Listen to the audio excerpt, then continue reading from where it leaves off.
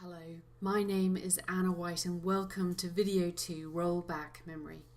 As I mentioned in video 1, my sister has Down syndrome and recently diagnosed with dementia.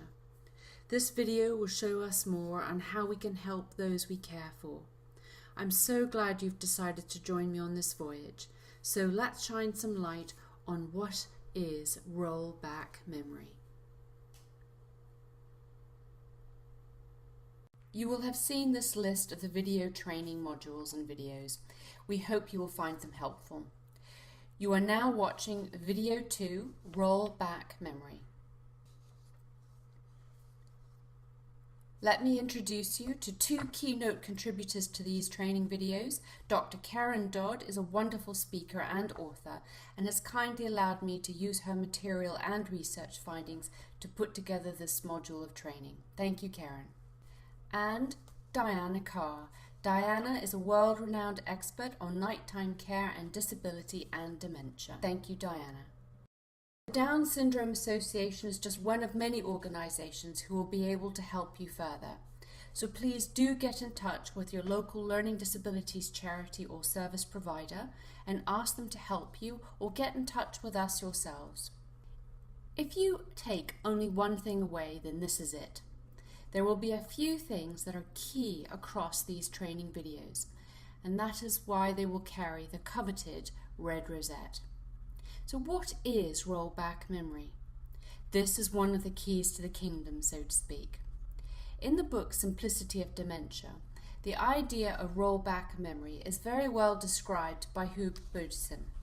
He illustrates this by suggesting that we see our lives as a series of yearly diaries sitting on a shelf. They are perfectly intact when we are well and healthy. At the beginning of Alzheimer's, the long-term memory remains intact, while the short-term memory is affected. As the dementia progresses, then it begins to affect the long-term memory.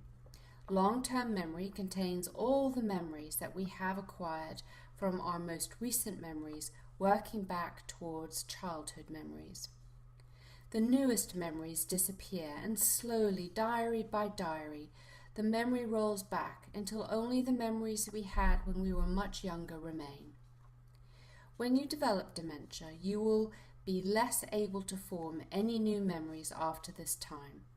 Take a look at the next slide. There are a few aspects to the rollback memory you need to know, which you will find again in Hugh Bodsson's book, The Simplicity of Dementia. Firstly, not all of the diaries completely fall flat and disappear. This may be because there are some memories that were revisited so often over our lives that they are reinforced and so remain out of place to the diaries, like a special holiday, a pet or a picnic, a trip to the seaside, or some other special occasion.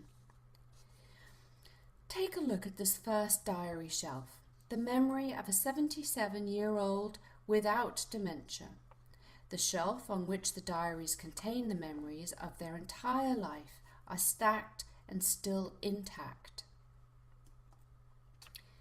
Then we see an example of the memory of a 77-year-old person with dementia who have lost some of their memories of the last 17 years. The diaries begin to collapse. First the most recent, then those preceding them, and so on. Finally, this is the memory of someone in the advanced stages of dementia. Only the memories of early childhood remain, and indeed some diaries overlap, so are not quite erased, and so on. There are a few aspects to the rollback memory you will need to know. Firstly, not all of the diaries fall flat and disappear, as we discussed. This may be because there are some memories that were revisited so often that they are reinforced. So let's try an experiment.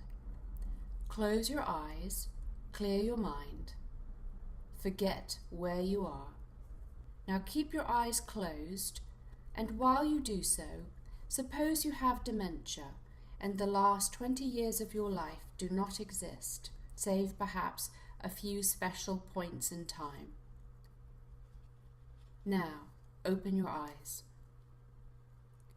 You may be alone, or you may be with people all around you.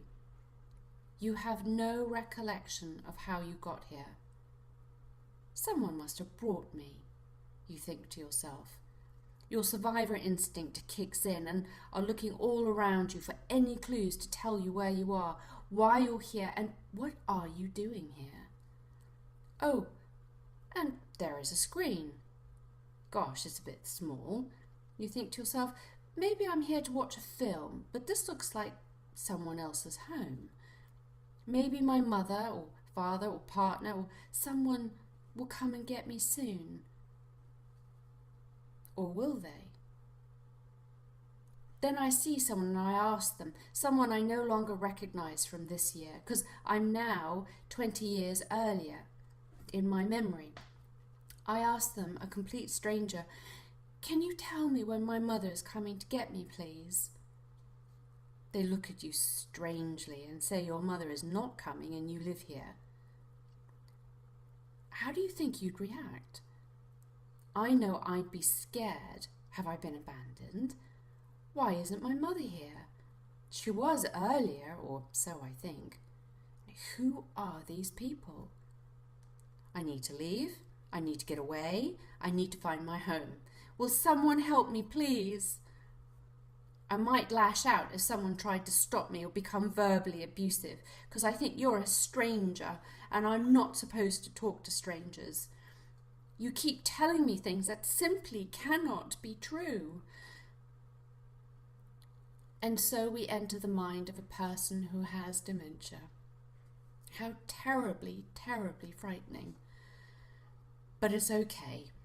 There are some wonderful things we can do to help.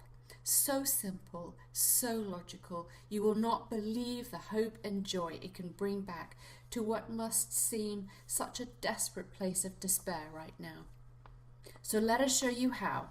First, one more example. Here is another example of how rollback memory could affect someone. Imagine you've gone back in your rollback memory to a time before the electric hand dryer. You only ever used a towel hanging on a rack. Think how many different kinds of machines there are now for drying one's hands. Now suppose you took someone with rollback memory who only would have used a towel in the past. They would have no idea what to do with a hand drying machine and would likely cause them anxiety. Stress is the one thing you wish to avoid, as it will cause anxiety that is unnecessary. This is the winner of the second Rosette. Please note that mirrors at some point will present a challenge too. As the rollback memory takes place, so the person will no longer recognize themselves when they look into the mirror. They will think the person in the mirror is someone else. This is because in rollback memory, they are now their younger self. So for example, you may notice they wave at the mirror or their reflection in a window or glass door as they think it is someone else. There are 3 keys to learning from this module. When dementia happens, then the memory should be seen as a series of diaries on a shelf. Rollback memory happens so that only earlier memories remain. Be proactive in your attention to everyday details. Hand dryer example, because the rollback memory will have rolled back to an earlier time and technology. Note that mirrors may become a challenge and to be aware the person may not recognize themselves. I hope you have found this module helpful. Please come and join us now on this continuing journey. Video 3 is all about how to spot dementia. If you are a person who has Down syndrome or has learning disabilities and any of this information has worried you, then please contact us and we will give you some help and support. I look forward to seeing you in video 3.